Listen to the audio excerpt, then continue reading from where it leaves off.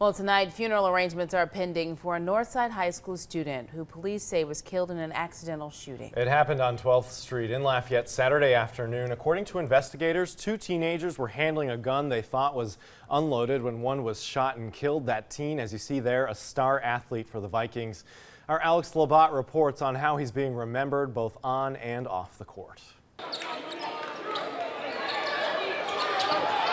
To those that knew him, Jonathan Delacroix didn't just stand out because of his talent, but because of his character. Well, if I had to, describe Joe, I think he was one of the most humble,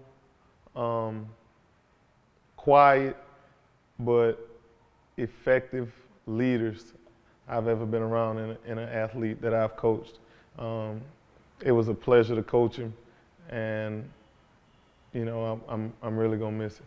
When the 18-year-old wasn't on the court, he was in church. We would like the public to know that this was a great young man who was a bright light on earth, and I believe that heaven has gained another bright light. Pastor Mark Lewis is Jonathan's former youth minister. Lewis prays that how Delacroix died does not become a reflection of who died. Jonathan, he was not a gangster. He was not a thug. He was not a hoodlum.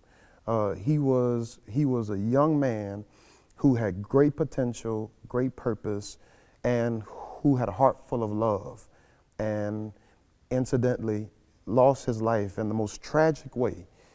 And he brought smarts to wherever he was involved.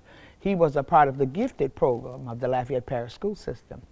So he was a very intelligent little boy. Gwen Harris is a ministry leader at Jonathan's church. I've never seen Jonathan in a rage.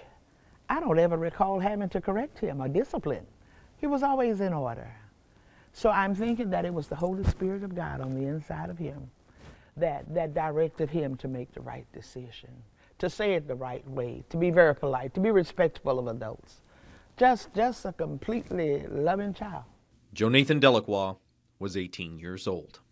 In Lafayette, I'm Alex Labat for KATC TV3.